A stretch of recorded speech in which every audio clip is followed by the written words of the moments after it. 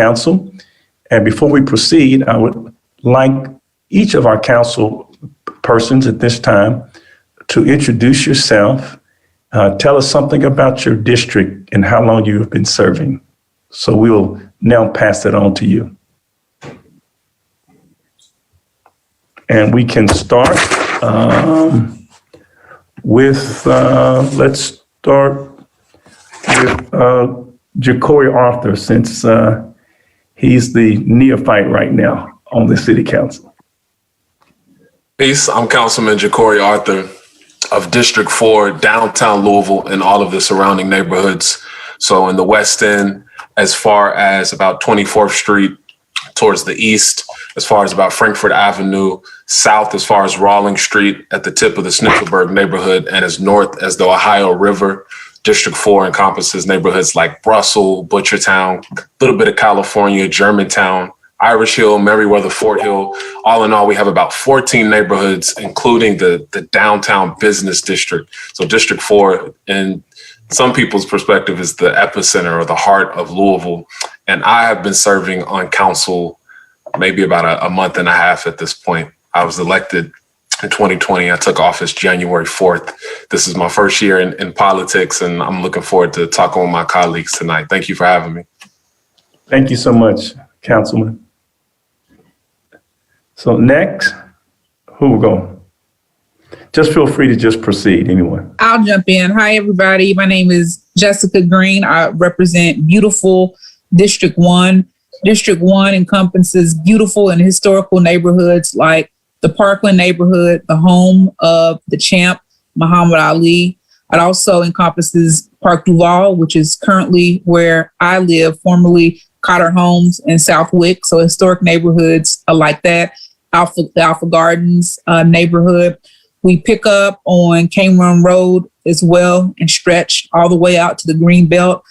So neighborhoods up along the Cane Run corridor, like Lake Dreamland, the entirety of Rubbertown is in District 1. And so I have been serving since 2015, and I'm so excited to be here with my colleagues this evening. Thank you so much for the invitation. Okay. Well, I'm Councilwoman Barbara Shanklin. I'm probably the oldest there. I've been there since 2003 when it first started. I represent Newburgh, and to me, Newburgh is the district, the whole district, but it really isn't.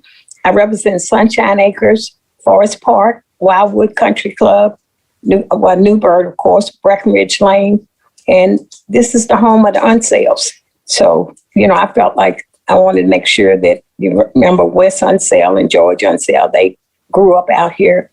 But Newburgh is a small African-American community, and it's the only African-American community out in this East End, I won't say Southeast, just part of the East End part. And I feel like at times I'm all by myself because all the rest of the council people, except Paula, are pretty much together. 1 through 6 are right there together, and I'm way out in Newburgh. So sometimes I feel lonesome when it comes to that, and I have to fight by myself. But other than that, I really love my district. We're really working hard out here, and hopefully I can continue to work hard. Thank you. Thank you so much, Donna Purvis, and I represent the beautiful District 5, which encompasses the Chickasaw, Shawnee, Portland, and Russell neighborhood that I share with Jecorey.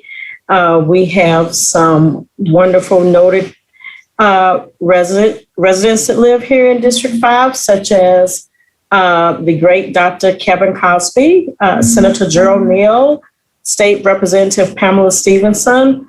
Well, we live in a very sought after neighborhood, as I'm sure my constituents such as Dr. Cosby and Senator Neal can see. There's becoming a change in this neighborhood, but I'm glad to represent it. We are in need of a lot, and I want to be the person to make the changes and to make everyone be comfortable, to feel comfortable living here. Thank you so much, Councilwoman. And hi, I'm David James, and I'm the councilman for the 6th District. and I also serve as the president of the council. And the 6th district meets up with Councilwoman Purvis and Councilman Jecorey Arthur and Councilwoman Green's districts and Councilman Dorsey's. And it goes from Broadway basically on the north, 30th Street on the west, down through Parkland and California and Victory Park, Park Hill, Old Louisville, South Central, University of Louisville, and on the east side is Shelby Park along Preston Street and all the way back up to Broadway. And so I'm happy to be here and I thank you for the opportunity. Thank you so much, Brother President. Hello, I am Councilwoman Paula Mccraney. I serve District 7. District 7 encompasses from Shelbyville Road, Brownsboro Road, through to Shelbyville Road. And it's in between Chenoweth Lane to Goose Creek. And it includes neighborhoods like Mockingbird Valley, Druid Hills, Linden, parts of St. Matthews, Windy Hills areas. And for this year on the council, I serve as the chairperson of the Committee on Equity and Inclusion. And I'm sure we'll get more into that later on. But I am so delighted to have been invited. Thank you. Thank you, Councilwoman Mccraney.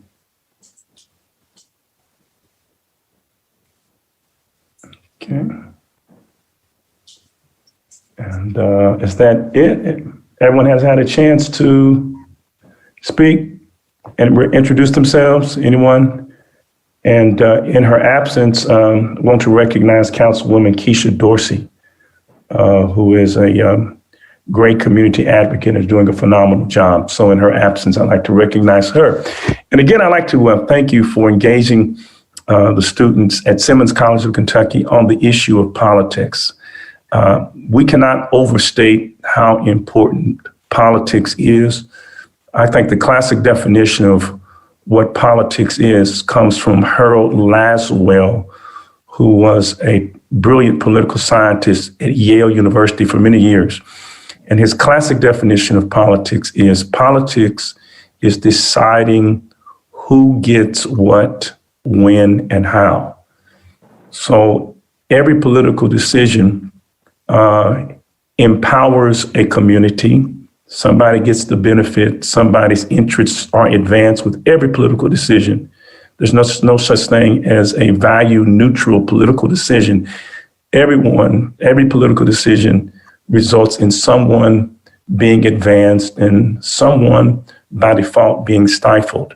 The questions that our students are asking is, how can politics best work for them? And more importantly, how can politics best work for the Black community?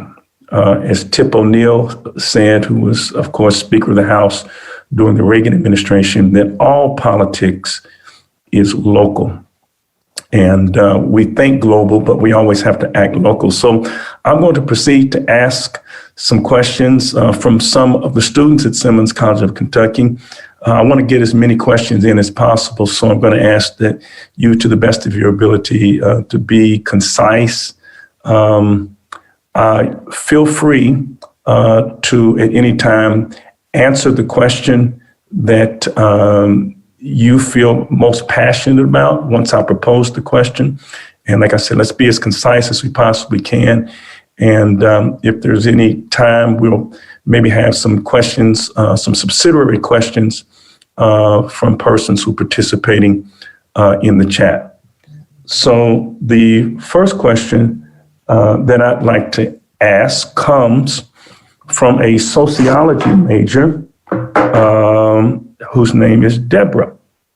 And Deborah's question is this: what is the agenda of Black politicians for 2021, and how can we be a part of it?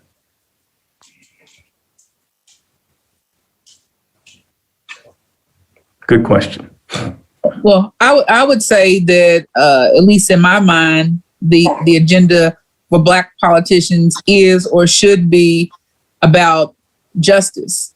And so we saw with 2020 that the complacency of the electorate has really changed. Mm-hmm. And so Black people in particular are tired of the leftovers. They're tired of just the hand-me-downs that the American government has provided to our people. And so, at least in my mind, my agenda, and I think that all of our agendas are at least in part or singularly focus on issues of justice and equity and trying to equalize the playing field and to right the wrongs of that people of color have endured in this country and in this city for generations. And so that's my short answer.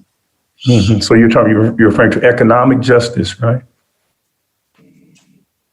Yeah, that's. I'm talking about economic, talking about justice on all levels, because we have been denied equal access, even be given, what I believe to be crumbs. So economic justice, things like health equity, Right. things like legal equity, educational equity. And so equity across the board, because we are way behind the ball on all areas. And so again, when I think about the focus for the legislation and the things that I believe that all of us are focused on, I know that many of us, if not all of us, have a laser sharp interest in that particular arena.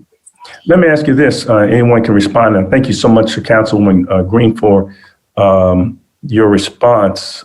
What do you find as a council person is the greatest impediment to the securing of economic justice for those who've been so excluded and locked out for decades? What are the impediments as a city council person? Anyone want to respond? I'll take a stab at that. So I've been on the council for 10 years, and what I find to be the greatest impediment is that we only, at the time, had 6 African-American council people. Can you hear me? Okay. Mm-hmm. Yeah, okay. So we only had 6 African-American council people on the council, and it takes 14 votes to do anything. Any responses? What's the greatest impediment? What are some of the impediments? Can he not hear? I can hear you. Can everyone hear me?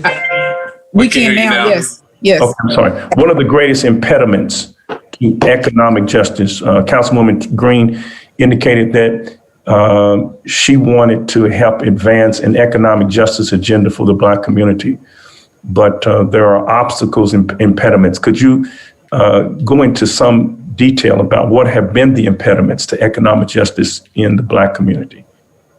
Dr. Cosby, you're frozen, so I don't know if there's any way to get your Wi-Fi together or not. But Dr. Cosby, we can hear you, but you're frozen on the screen. And James was talking, but it sounded like you couldn't hear him. Oh, I tell you what, there's a possibility that I may have to come back in. Give me 1 second, okay? Okay. All right, but maybe Councilman James, if you want. Yeah, I'll just continue. I would say with only having 6 African Americans on the council at the time is a huge impediment towards getting things done, because we only make up such a small portion of what is required to be 14 votes. I always tell people that when they first come on the council, you got to have 13 friends that believe in what you believe in. Otherwise, you're not going to get anywhere. And so to me, that's always been the biggest impediment towards passing legislation to get certain things done. Now, I'll also say that I think that there's been a lot of frustration with the executive branch because some things are not, the council, the legislative branch doesn't have the ability to do certain things on its own within metro government, and has to have the cooperation of the executive branch, and the executive branch has not always been supportive. And those are the biggest impediments. And you touched on a really important point that I was going to speak to, which is that even this call is an opportunity. Every call I have with all of you individually, but the call that we're having collectively is an opportunity to shed light on the need for an agenda. And that agenda might be different depending on which district you're in, what your experience is, what you care about. But if the 7 of us from District 1 through 7, I think it's interesting that the first 7 districts are us. If the 7 of us locked arms and we decided that we had some sort of agenda, I think we'd be unstoppable. I think I said that to Councilwoman Donna Purvis earlier.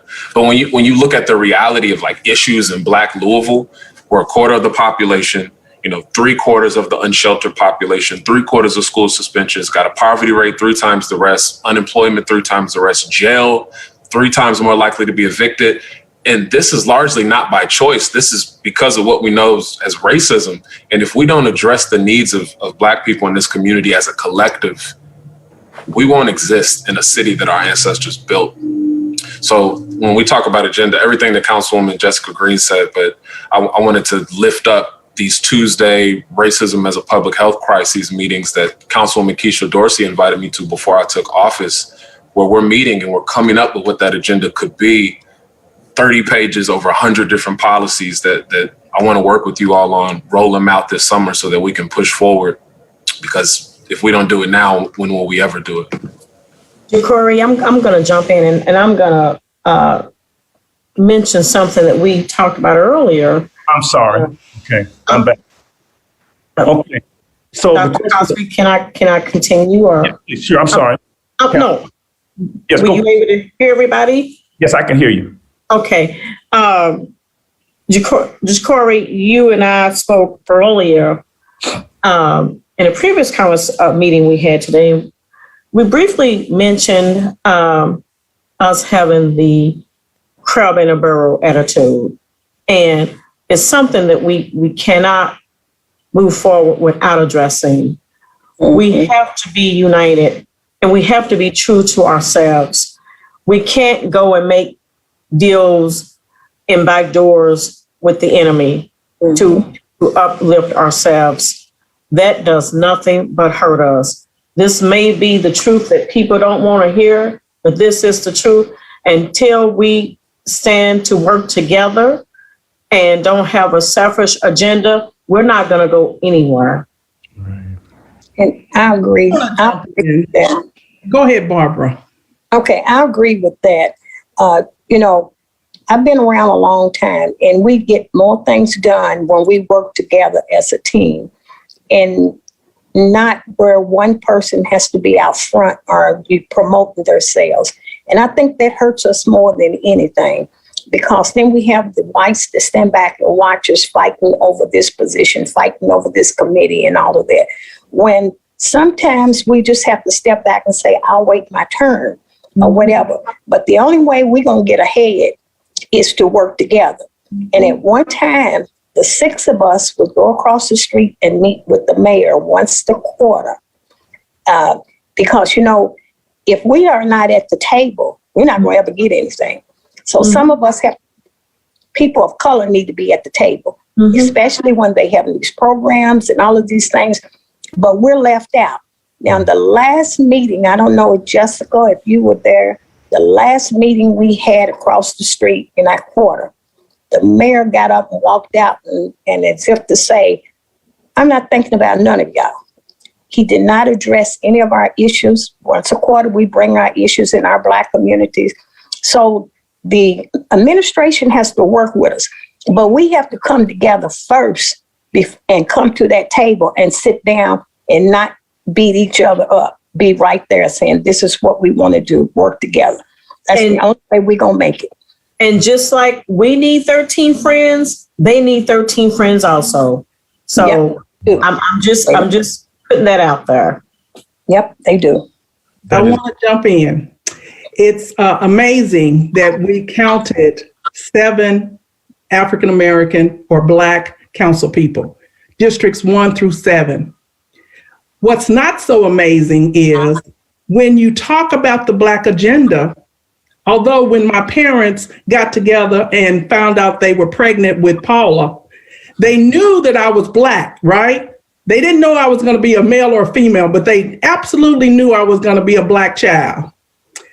But it's amazing to me how when we talk on this council about the Black agenda, although District 7 is in St. Matthews, Mockingbird Valley, on Westport Road, I'm often not invited to the table, as Black as I am.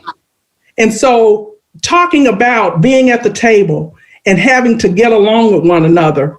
I want us today to understand that it's going to take all 7 of us in solidarity, because I've offered my NDF, my CIF, whatever I can give toward the cause of Black America. That's what I'm about. Although, yes, my first and foremost responsibility is to District 7, and my constituents are 92% white. Mm-hmm.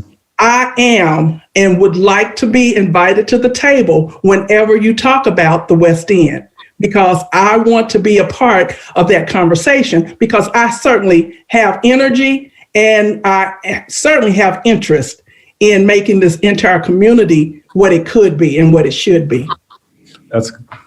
Let me, and I appreciate the fact that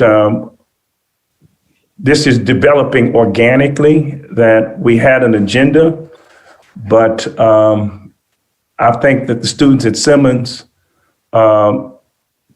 need to learn that people have to work towards a unified front, and that's not something that happens automatically, but it has to be a conscious decision that we would all be servant leaders, and that we would subordinate personal interest and personal agendas for the betterment of the group. Right. And that's, I think, what not only the community wants to see, but that's what the Simmons College students want to see. And, I should not quote him, but even a broke clock is right twice a day. And Ronald Reagan said to his Republican constituents in leadership that there are 11 commandments. And the 11th commandment, according to Ronald Reagan, is thou shalt not speak ill will of another Republican in public. Mm-hmm. And so maybe if we can abide and create an 11th commandment among the Black City Council persons, and that is the 11th commandment is thou shalt not speak ill will of a brother and a sister, a Black council person.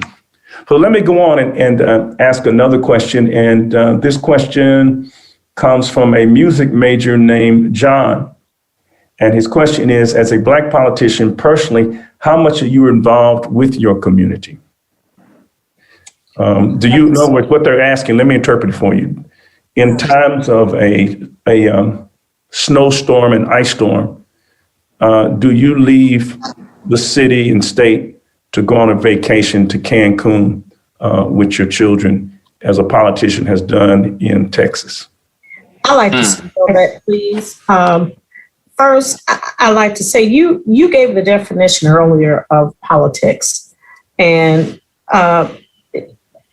this is not verbatim, but your statement or your message was politics involving some will gain and some will lose. Am I correct in saying so? Correct. Yeah. And so, I think about the term politician, and in my opinion, there's a lot of negative connotations. And this is why I tell people I am not a politician. Mm-hmm. I'm a public servant. Mm-hmm. I am here to serve you. Good. Politicians have what you call, people consider politicians as knowing the game, playing the game. Yeah. I don't have time to play the game because I'm here to serve you. I'm not here for a game. I'm here to help you. So in the event that if my constituents are suffering, if they can't get off the streets, I shouldn't be able to get off my street. I shouldn't be, in another community, or I shouldn't be on the plane going to Florida. I'm right here on Garland with 2 blocks from you, street ain't been paid yet, but I'm all right. So, that's just the way it is. I shouldn't eat steak and you eat hot dogs. Mm-hmm. So that's the type of public servant that I am. So I just wanted to mention that. Thank you. Thank you so much, Councilwoman Purvis. Okay. I wanted to say, excuse me, sure. I wanted to say the type of politician that I am. And I too do not call myself a politician. I call myself a servant to my community. I have a food pantry every second Monday of the month. Wow. I'm out there serving food myself. I started it I stand out there, it's drive-through, stand out in the rain, in the cold, passing out food every other Monday. We have as many as 100 people that come. I buy canned goods out of my own pocket. Cool. I buy clothes for the kids out here. Newburgh I have really put a lot of money and my money and time into this community, and it has started to turn around. You know, we all have different things that I'm not the person that wants to sit at the desk and write a law. Most of the laws that we write are not enforceable anyway. I'd rather be in the community where my people are working. I go door to door to senior citizens. I take them food. So I'm well known in this community, and that's the kind of politician that I am, out there with my people. Mm-hmm. Thank you. I want to give a different perspective real quick, because I heartfelt all the answers that I just heard, and I'm only 28, so what do I know? But I want to remind everyone, we live in a region, you know, almost 800,000 people that we collectively have to serve. And out of those 800,000 people, 26 of them can write, file, pass laws, our legislative body. And when you think about the laws that have been on the books to put us to where we are today, I just talked about earlier, all the deficits that we experience, all the discrimination, the racism, that was done through law. It was legal to own someone as a slave. It was legal to tell you you couldn't live in the same neighborhood as me if I'm white, or you couldn't work next to me, or your kids couldn't participate in activities with me. We are here as a result of special mistreatment. So therefore, what we work on needs to result in some sort of special treatment for those groups. But what's important about the 26 of us being able to pass those laws, 7 of us are Black. We can't ever leave that on the table, because it took law to break us, so it's going to take law to fix us. Mm-hmm. And that's so important for us to keep in mind as we move forward, because giving food to seniors is important. Shoveling snow is important. Or even the past week when I've been helping and hustling and making sure people who are outside, and 78% of them are Black, according to the housing study from 2019, 78% of the people outside are Black. That is temporary. That is a Band-Aid. It doesn't fix the long-term issue. And if we don't fix the long-term issue with laws on the books, it's almost like our jobs, like our terms, our seats, we're just keeping them warm. And we have to think about the bigger picture here, because otherwise we'll have another 400 years of oppression. I would like to respond to that, because there are so many laws that we make and put on the books that are not enforceable. There's no sense in making laws if they're not enforceable. And there are a lot of them. If you're going to make a law, make sure it's something that's enforceable and that can help the people. Right. But just to sit there every day and just look up something to write, put a law on the books, and it can't be enforced, that's a waste of time for the people. Well, and I have this to say about the lack of enforcement. It has a lot to do with our administration. And a lot of times, some of the departments, they don't really care about enforcing the laws, because they know that there are no checks and balances with them. And so that makes us look ineffective as council people, and people don't understand that, you know, it's not us, it's the administration. And, you know, prime example, we had a police chief that should have been gone years ago.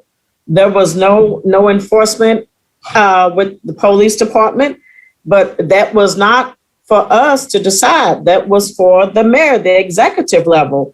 And so I understand what you're saying, but until the administration cracks down on their departments and make them do the jobs that they're supposed to do, that's the way it's going to be. And I'm hoping, you know, our new mayor to be will take us serious when we cry out for help and we need this and the other. You know, we should not have departments telling us no, what they will and they will not do. And so I'm hoping that we can get support from our new administration when they come on board in 2 years. But that is the problem.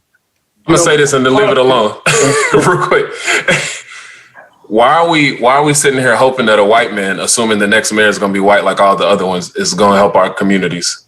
What would happen if all 7 of us like you said, like Dr. Shanklin said, they used to go to the mayor's office and say, this is our agenda. What would happen if all 7 of us said this needs to stop or this needs to be enforced? Politicians do what you allow them to do, whether you're thinking from the constituents' perspective or from our perspective, looking at the mayor's office. We gotta link up and build power. And right now it's like we're all just kind of singing solos. What would happen if we created a choir? It'd have so much more power than us singing individually in our own districts. But I'll leave it alone. You know, politics, let me go back to the definition by Harold Laswell. Politics is a decision on who gets what, when, and how. Someone is getting something. Someone's community is advancing as a result of every political decision. Another thing about politics is that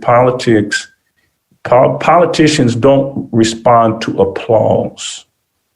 Politicians respond to pressure. It is pressure. And what helps to create pressure is your constituency. Have you ever thought about having some type of monthly forum, some type of council, some Black caucus in which you have a monthly forum in which you help to educate as a united group of council persons the entire community on some of the urgent critical issues that they need to be aware of, so that the community, you will have the power of the community to put pressure on those in office acting in the best interest of the Black community. So I think that, Pastor Cosby, the idea of doing united forums is great. I know that many of us individually routinely host forums in our community when the world was open and even in a virtual capacity. But I want to go back to your point of that, politicians respond to pressure. I've said it over and over that 2020 changed the game in this country, particularly in the city of Louisville, because there were things that happened in this city in 2020 and even shifting right now that would have never, ever occurred but for the fact that the electorate finally found her voice. And Cool. So because of that, what I believe to be very pivotal legislation was passed. We are on the cusp of a new budget. I believe that there are going to be some demands that are made in this budget adjustment. I believe that we've seen some scampering from the mayor's administration, some tap dancing that we never otherwise would have. And so, again, the pressure of the people is something that I have enjoyed watching, because I feel like for too long, many times politicians, elected officials, they sit securely in their little ivory tower and just feel or expect that nobody's going to ever challenge them. Nobody's going to ever push their backs up against the wall. But again, the reality of the situation is I have watched and I have admired and have been so proud of people. And so I say, keep pushing, because if there are things that you want to have happen, keep showing up, keep your voices being heard. You are doing exactly what you are supposed to do to get the change that you have never seen in 300 years. And so pressure busts pipes and pressure pushes politicians. And let me say that somebody might want to have a T-shirt with our plaque, which makes that very prominent, and that is politicians do not respond to applause. They respond to pressure.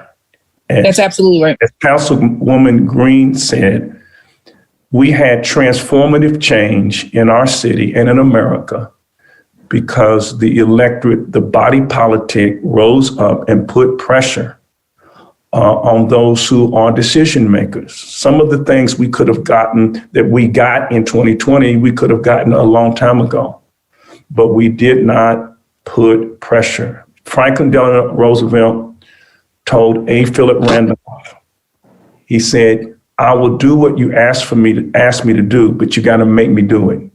In other words, you've got to put pressure on me to make me do it. And might I add this, and then I'll get to the next question, and that the pressure that we're talking about is not allowing the politicians to engage in psychological politics, but policy politics. And what I mean by psychological politics is this. White politicians, and sometimes even Black politicians, love to give Black people things that make us feel good, like name a street after us, or put our name on a building, or a Juneteenth celebration, or put Harriet Tubman's picture on the cover of a $20 bill, but at the same time have Andrew Jackson's face still on the back of the $20 bill. Black people do not want, that's good psychology. It makes you feel good, but feeling good don't mean you're doing good. I'd rather have a $20 bill in my pocket than to have, now I would want both and, but if I had to choose between having a Black people on the cover of a $20 bill and having the $20 bill in my pocket, I would rather have the $20 bill in my pocket. And so one of the things that we have to move away from is making politics about psychology and not about policy. And let me say this, notice I said the word policy. And I say the word policy because the root word for politics is city. The word polis, P-O-L-I-S, Greek word polis is city. So notice the connection, politicians, police, policy, all come from the same word, Indianapolis, polis, city of Indians, Annapolis, city of Anna, wife of Lord Baltimore. So it's all about the polis. How can we have policies that affect the city? And that's only going to come through pressure. So let me hasten on. I've got a question from Tamika, who's a sociology major. Why are resources for Black-owned businesses not available in our neighborhoods? I don't necessarily think that is wholly true. I think part of it is making sure that people know what's out there and linking them up to the resources that currently exist. Because particularly during this COVID pandemic, I can speak for several businesses that I know, whether they were restaurants, Black-owned restaurants, daycares that got a significant amount of money during this pandemic, but there are still people who were like, oh, I didn't know about it. So it's really about us trying to do a better job to make sure that people are aware of what exists. Because I believe that I don't believe that there is enough, but there are resources that are out there. There are small business loans. We know that Russell Business Incubator, AMP just opened that up. That's another resource for our people, but making sure that the messaging and that people know what exists and plugging people into the resources that they need and that they deserve, that remains a challenge. But there are some resources that are out there. So I don't necessarily agree with that statement in its totality. Let me ask you this, if I can push it just a little bit further to the council, and that is Councilman Arthur, he was quoting really Martin Luther King.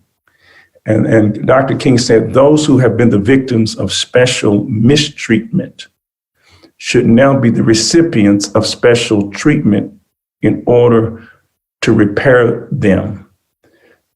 Do you think that there should be some type of reparations, and should the city, like some of the other cities, the state of California has passed a reparations bill, that there should be some specific, tangible, measurable, quantifiable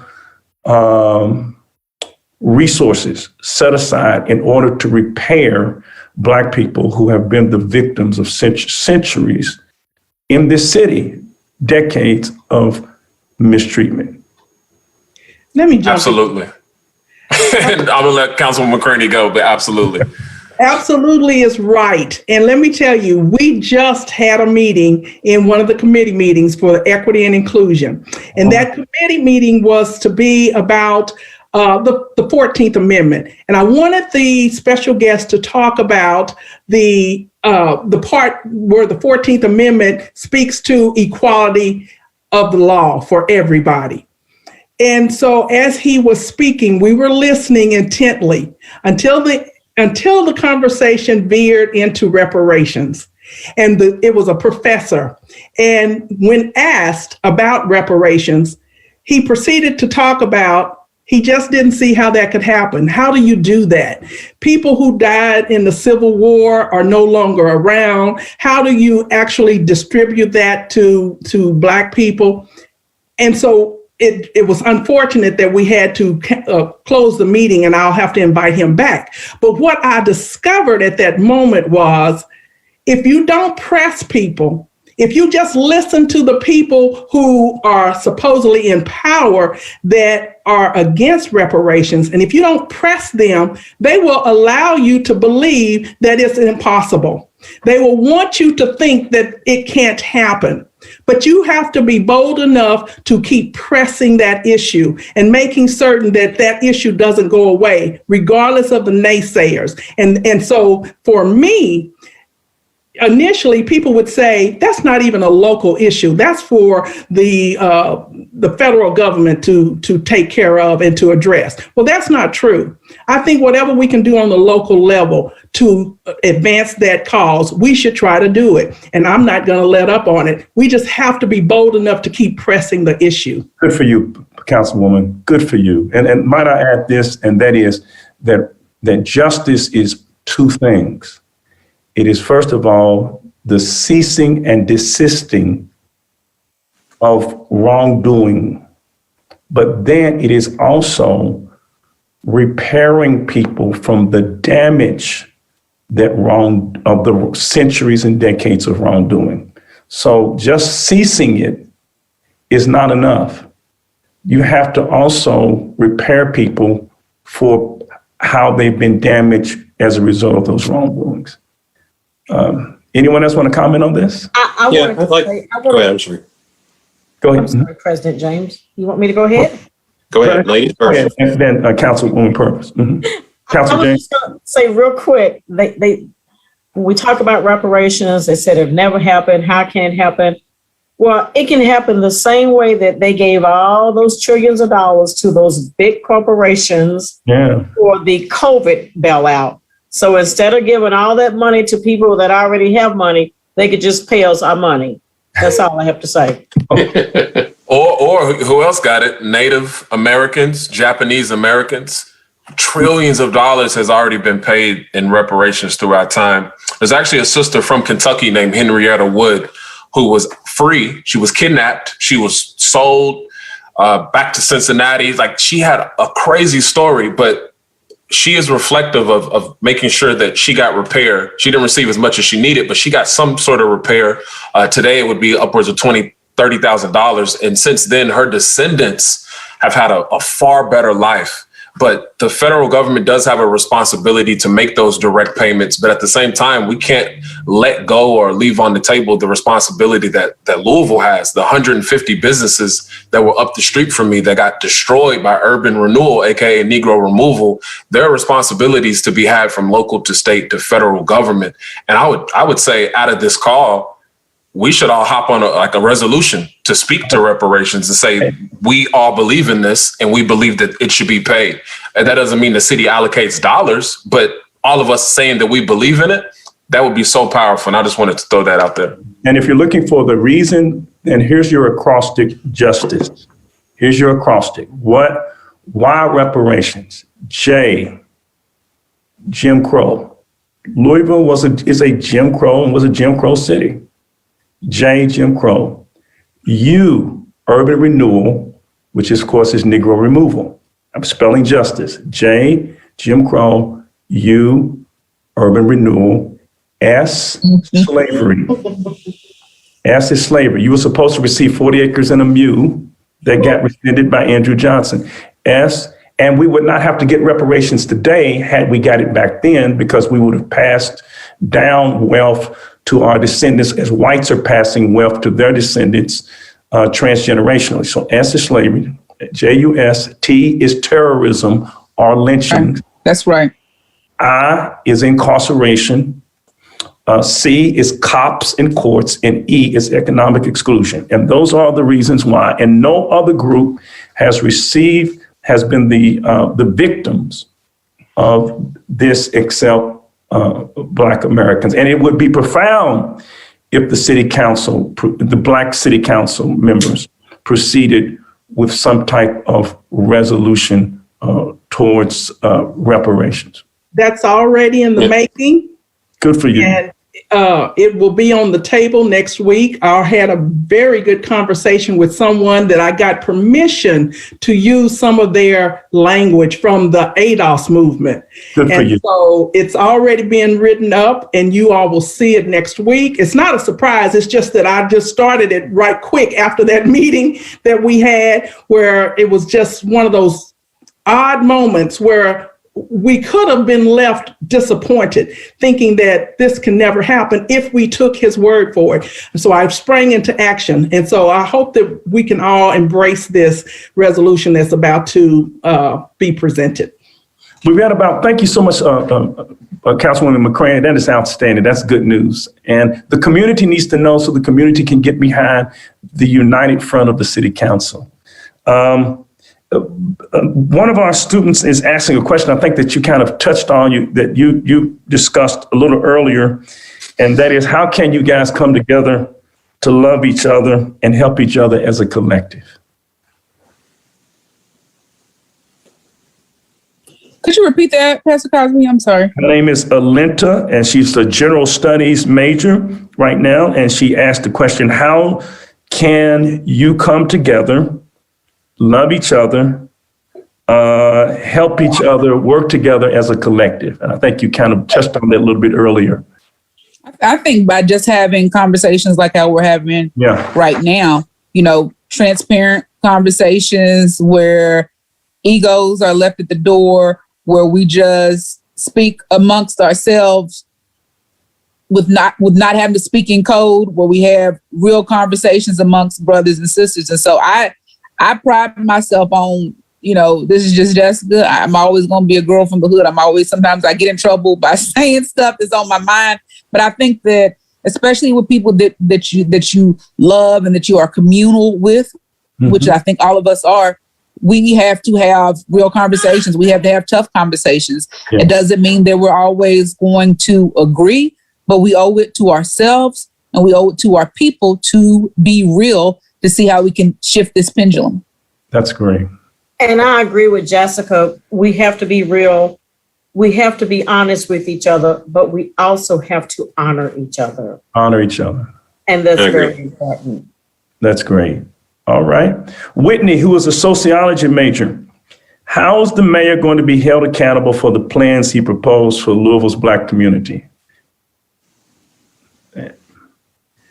I don't mean to dominate. I don't know. We need to hear from other people. But let me just kick in this idea. The first thing we need to do, and do it like next week, is to collectively go over across the street and say to him, there's already a list of things we have indicated to you that we wanted done December 31st, 2020, and those weren't done. So we're now wanting to know where you are with those things and where you are with the other list of items we've already asked you to do. So we have to hold ourselves accountable for holding administration accountable. Mm-hmm. And I'll add in real quick, Councilman David James can maybe speak to this more. The state legislator and House Bill 309, page 17, if we collectively don't come together, we could really see the consequences of a lack of unity, because once they start trying to audit the way that the city spending is happening, it really might put the urban core of the city against the suburbanites. And in that scenario, it could get messy. So what you just said about going across the street, that's so important. Look inward so that we can look outward. We can hold the mayor accountable. That's great. We can hold our constituency accountable, but more importantly, we can hold each other accountable. I love it. And I would agree. I would say that I don't think most people are aware that House Bill 309 is even out there.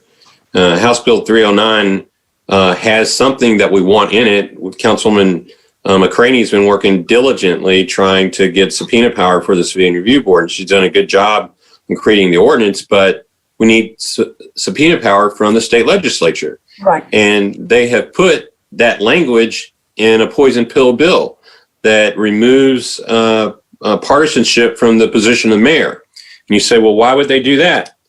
Well, that's because the Republicans want to have their only option of trying to be mayor of the city of Louisville. You add to that page 17 of the bill, where they talk about an examination of where revenue comes from, suburban versus urban. What that really means is we don't want to give money to social programs in the urban core of our city. And add to that the nonpartisan mayor race, what that really does is dilute Black votes. That's what that really does. And so having a conversation about that is what we all need to be doing right now. Thank you so much. And I can tell you, because I'm fighting hard for that piece that's in 309, one would think that I'm for the whole bill. I am totally against the whole HB 309 in its totality. And I was in a forum on last Saturday with the architect of House Bill 309, the Republican who is putting it forth on Monday. And I said to him in open forum, would you commit right now to taking out the Civilian Review Board piece with 309 and making it its separate bill? And he would not do it. So we have to, just stand firm, whether it's a compromise or not. Although I would love to have it, and it's a great thing for our community, I don't know that we want to sacrifice the entire bill just for that one. So we do have to come together and determine what we want to do about that. And Councilwoman Shanklin, did you want to make a comment? I did, but that conversation is gone.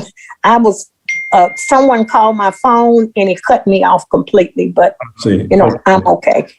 Okay. Thank you so very much. Just a few more questions. And one question is from Joseph, who's a sociology major. And the question Joseph asked, a very good question. How can Black Lives Matter be more than just a slogan?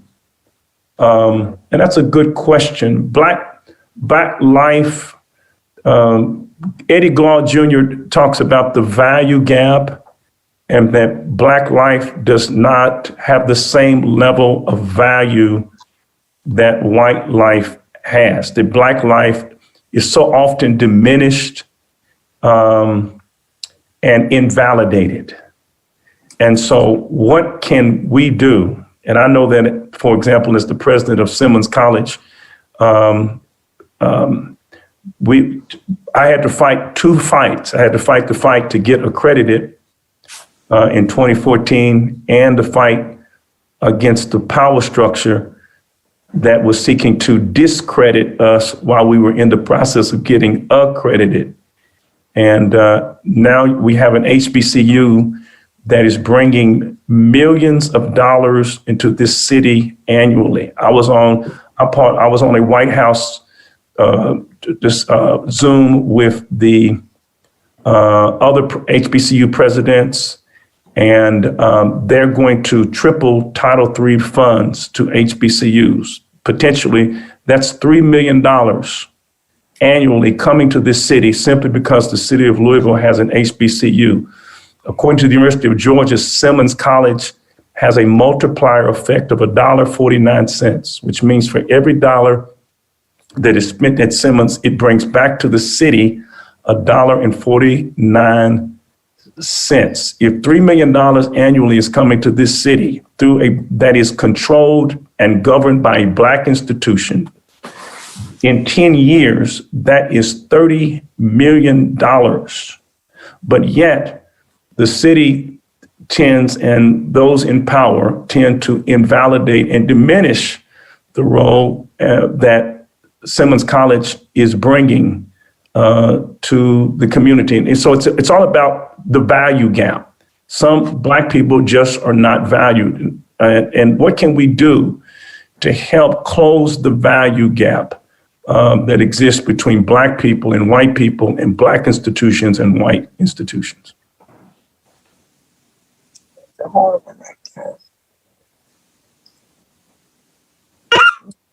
Anybody else want to jump in? Go ahead, and I can jump in after. Okay. Well, I think that, Barbara, you want to go jump in? No, You go ahead and jump in. No, I was just saying that's a really hard one there. When we talk about education, I mean, it's just, I can't even say how about it when it comes to education. They always make sure that their kids are more educated. My kids go to Brown School, which is a really decent school, but everybody can't get in there. Education is hard for me, so I just give it to you. And I know that they're not putting the money in the schools that they should, and so that's where I am with education with the kids. I'm just upset with that altogether. So I know I'm upset with the black and white education in the school system itself. So the short answer, without a doubt, direct payment reparations to the people here who descend from slavery, Jim Crow, Jane Crow, and otherwise.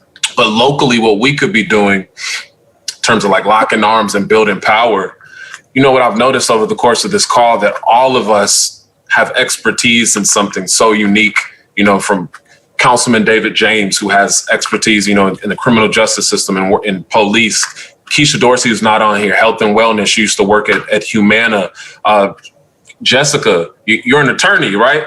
So law, family court, whatever. I'm an educator. Like, we all have specialties. Sister Mccraney, business jobs. You used to own a business. Donna Purvis, sustainability and environmental work that you do. Dr. Shanklin.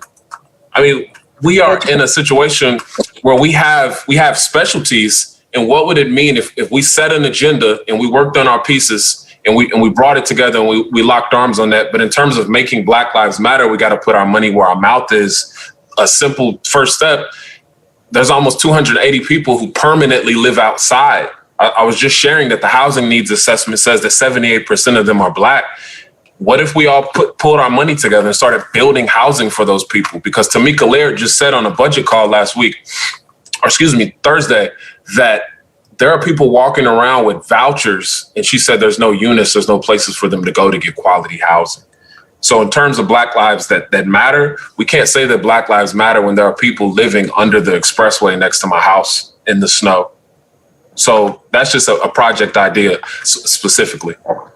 Good for you. So for me, the way that we can increase and show the value of Black institutions is, I agree with Jecorey, follow the money, follow the budget. We invest in this city with dollars to the things that we believe are of value. So that's why in our budget, it's overwhelmingly spent on police, fire, and EMS. That's why agencies like the Office of Safe and Healthy Neighborhoods are woefully left inadequate.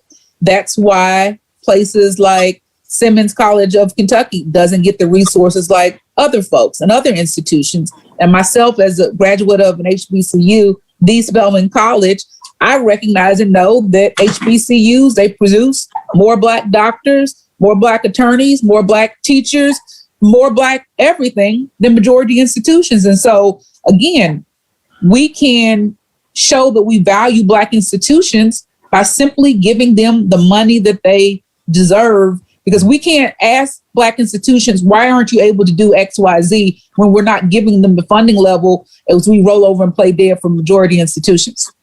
Good for you. So can I make a comment? Yes. I'd like to make a comment. When Safe and Healthy Neighborhoods and all the other programs that the mayor has, it's not African Americans at the table. They make the decisions for us. They put the programs together. When you look at the administration, it's not made up of African Americans. It's just a few, one here and one there. So when they put the programs together and split up the money goes here and there. We're not at the table. That's I'm sorry. That's the decision that they make. One of the things that I've been hollering about is the different departments. I want to see where the Blacks are in the different departments. How many African Americans is in each department where they're getting the money? And because they're not there, it might be one or two in the mayor's office, and they sit down and they decide where the money goes, what kind of programs they're going to put for us, what kind of apartments are being built for us. I look at I think it's Beecher Terrace. I went down there, and I mean, there were no Blacks at the table when they put those apartments together. It was just white, and they decide what they want for us, and we accept it. We have to put more African Americans in positions down there in administration so they can be at the table and they can help make decisions for our people. Good. So that's all I had to say about it. Dr. President and council people, it is crossed the 8 o'clock hour. We have exhausted. We need about 5 more minutes, 10 more minutes. Let me ask this question. Do we have any questions in the chat?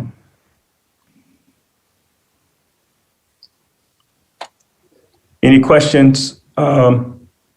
Michael?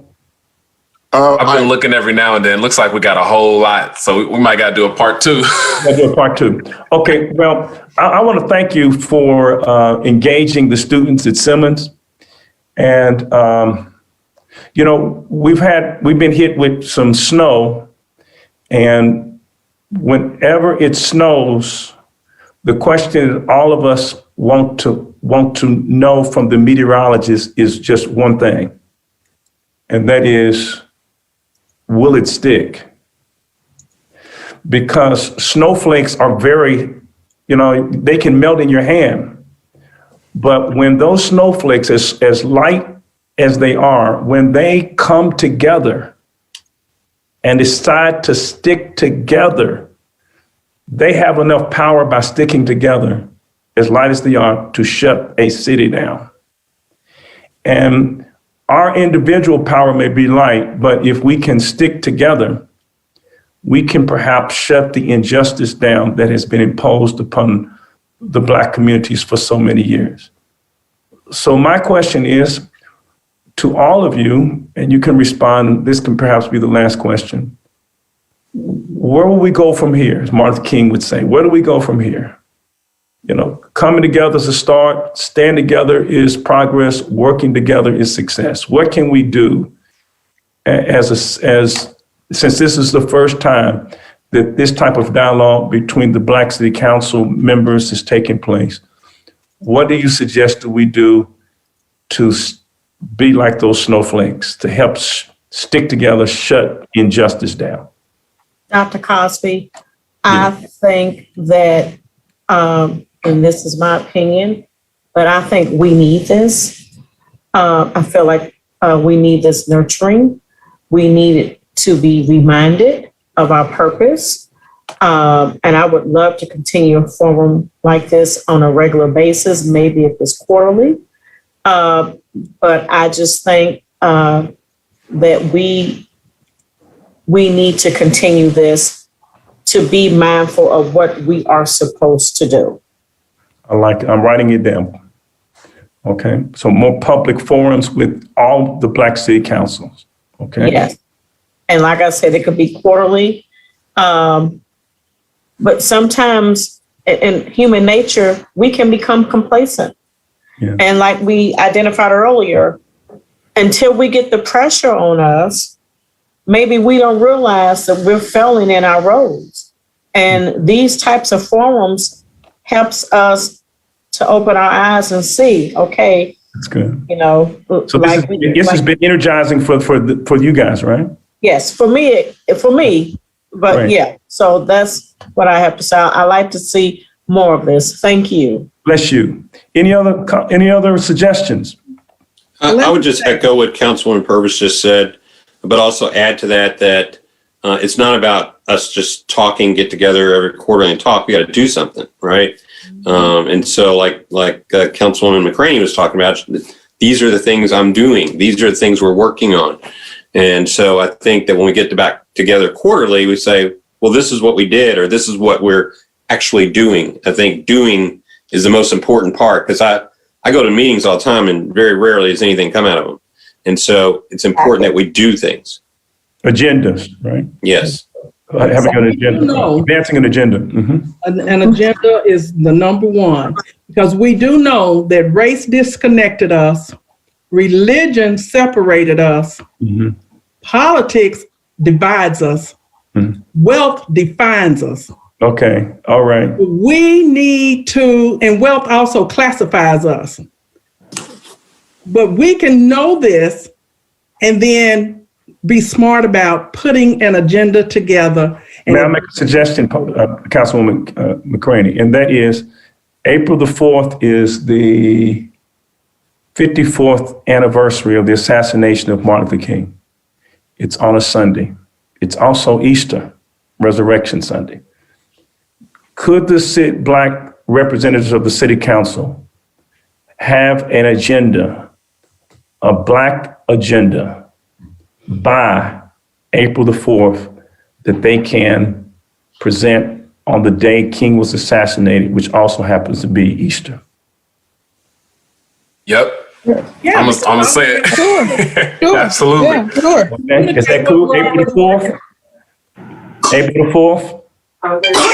That's fine. I mean, it's not a surprise because we're all working on things. We just have to come together collectively and write it all down. We're all doing something. We just have to be on one accord. Yeah, but all seven come out and stand behind it, right? And I think that everybody, each of us works on legislation or projects all the time. I think that part of what needs to happen, a lot of times people like to keep their hand closed. This is my little thing that I'm working on. But the idea of being more collegial and understanding that if I'm working on something, letting other people know that I'm working on it. Hey, what do you think? Would you help me with this? Would you work with me on this? That's something that needs to happen more, as opposed to everybody kind of being so territorial. And that's not just amongst Blacks, but that's amongst the entire body, because that's something that typically happens. But I think that particularly amongst ourselves, we have more in common than we do differently. And so where we can find common ground, where we can work together, where we can build coalition, we are stronger together. That's great. Strong together. So I have two things: more public forums, perhaps once a quarter, in which the seven of you come together to address issues pertinent to the Black community. You will present a Black agenda for Louisville, April the 4th, Easter, the 53rd anniversary of the assassination of Martin Luther King. Are there any more? I need 3 more, so we'll have 5. Any more suggestions? We need to set some dates. We need to set some accountability on the table. So since I called everyone, to come to the forum and invited everyone, I'll throw out some dates and see if we can get together. And also share that racism as a public health crisis document, 30 pages, 100 policies, some of which I know you all have been involved in. And let's just set the date, set the agenda, and set this straight. Well, I think just having an agenda by April the 4th is probably enough. And I think that's a good place to end. And so if we can agree with that, right? And we look, all right. Well, on behalf of the students at Simmons College of Kentucky, thank you so very much for allowing the students to engage you. And thank you for your support and encouragement and the wonderful things that you have done. There's a difference between an elected official and a representative. And just because you're an elected official don't mean you're representing your constituency. And I want to thank you for being representatives, for agreeing to engaging the students at Simmons, and also for your help these 16 years that I have been the president of the school. I know during my early years, just scraping, Councilman David James was there helping me, and so many others have been such a great source of encouragement. So on behalf of Simmons College of Kentucky, Louisville's only private historical Black college and university, the 10th oldest HBCU in these United States of America, the birthplace of Black female journalism, because the first Black periodical written by women was Our Women and Children in the 1880s, in which they had a correspondent who said he was the first man to give me my first job. When William J. Simmons gave a woman from Memphis, Tennessee, her first paid job by the name of Ida B. Wells, the crusader against lynching. So on behalf of Simmons College of Kentucky, the Mighty Falcons, please come by and visit us. Just stop in. It's your home. Take tours of it. Come by and see the renovations that are taking place on our campus, and come by when the kids return, because they will return back on campus for the fall semester. So please come by, get engaged, get to know the students, adopt the students, let them know that we want them to stay, because like 50% of our students come from out of state. So embrace these students who are coming to our city, because we want them not only to come to school here, but we want them to make Louisville their home. So on behalf of Simmons College of Kentucky, thank you, sir, very much for this time that you've given to us. Peace and blessings to you. Thank you.